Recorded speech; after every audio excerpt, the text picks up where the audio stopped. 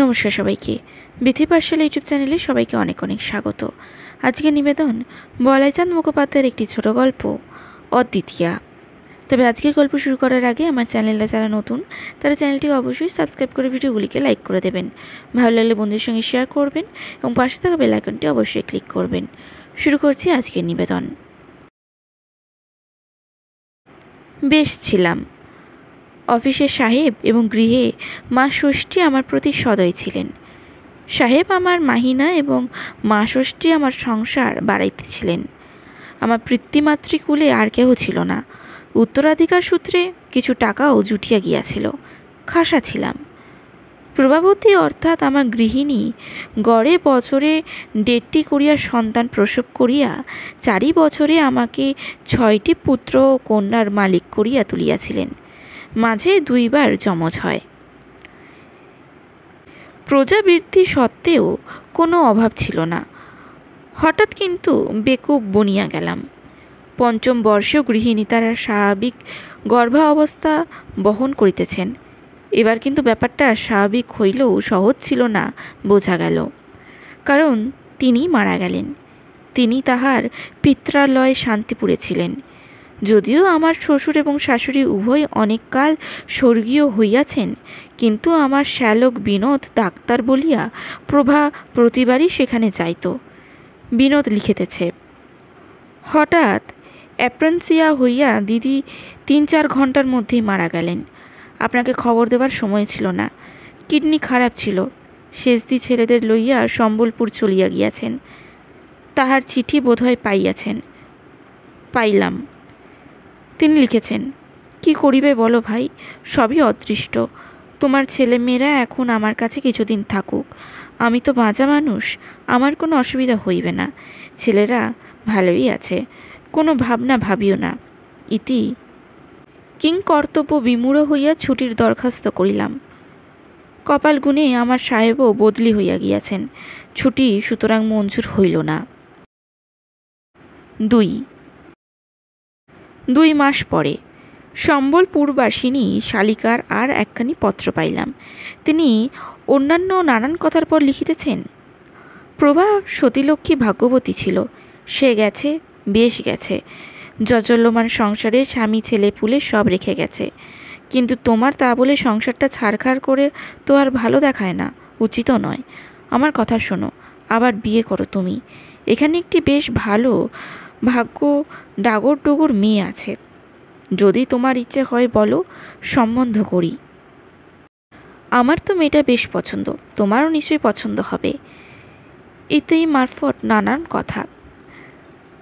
7 দিন ধরিয়া ভাবিয়া হঠাৎ 1 টিন চা এবং 5 টিন সিগারেট নিঃশেষ করিয়া আমি এই চিরন্তন সমস্যার এক মীমাংসা করিলাম। তাহা মোটে অসাধারণ নয়। শেষ দিকে যে পত্র দিলাম তাহা অংশ এই রূপ। বিয়ে করতে আর ইচ্ছে হয় না। প্রভার কথা সর্বদাই মনে পড়ে। কিন্তু দেখো শেষদি, আমার ইচ্ছে অনিচ্ছের উপর নির্ভর তো করে তো সংসারে বসে নেই। সে আপনার চালে ঠিক চলছে ও চলবে। সুতরাং ভাবপ্রবণ হওয়াটা শোভন হলেও সুযুক্তির নয়, এটা ঠিকই। তাছাড়া দেখো, আমার মা ফলেশু কদাচন দেশের লোক। আর তোমরাও যখন বলছো তখন আর একবার সংসারটা বজায় রাখার চেষ্টা করাই উচিত বোধ হয়। দ্বিতীয় পক্ষের বিয়েতে আবার পছন্দ অপছন্দ। তোমার পছন্দ হয়েছে তো? ক্রমশ বিবাহের দিন স্থির হইল। সম্বলপুরী বিবাহ। শেষদি বুদ্ধিমতী লিখিয়াছেন, ছেলেদের লাহোরে বর্দির কাছে পাঠিয়ে দিলাম। বাপের বিয়ে দেখতে নেই। স্বস্তির নিঃশ্বাস ফেলিলাম।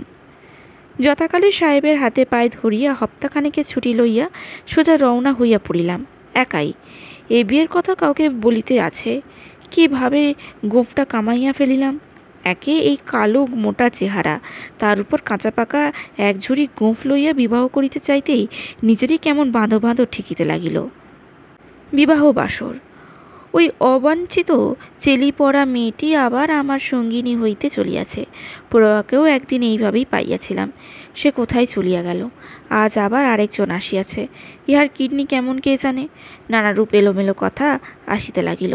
প্রভার মুখ বারবার মনে পড়ে। ছেলেগুলো না জানি এখন কি করিতেছে। মৃত্যুর পরেও কি আত্মা সত্যি থাকে?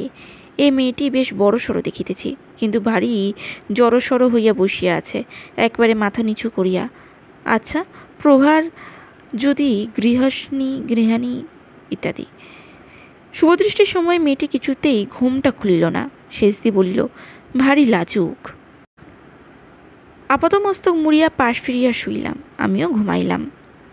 সেজদি লোক জমিতে দেন নাই। তাছাড়া দ্বিতীয় পক্ষের বিয়ে কি আর আমোদ করিতে চায়? মেয়েটির আপন বলিতে কেহ ছিল না, পরের বাড়িতে মানুষ। সেজদির বাড়িতে বিবাহ বলিতে গেলে সেজদি কন্যাকর্তা, সুতরাং বিবাহ উৎসব জমে নাই। জমিল ফুলশয্যার রাত্রে। বক্ষে অনেক আশা এবং আকাঙ্ক্ষা লইয়া ঘরে ঢুকিয়া দেখি আমার 6টি সন্তান ও আরও একটি নবজাত শিশু লইয়া স্বয়ং প্রভা ঘাটে বসিয়া আছে। স্বপ্ন দেখিতেছি নাকি? প্রভা কহিল, ছি ছি, সেজদিরই জিত হলো? মানে আবার কি? এবার ছেলে হওয়ার সময় ভারী কষ্ট হয়েছিল। অপরাধের মধ্যে সেজদিকে বলিয়াছিলাম যে আমি মরলে ওর ভারী কষ্ট হবে। সেজদি বলে, হাতি হবে, 3 মাস যেতে না যেতে ফের বিয়ে করবে। আমি বললাম, কখনো নয়। তারপর বাজিয়ে রেখে সেজদি আর বিনোদ মিলেই ষড়যন্ত্র।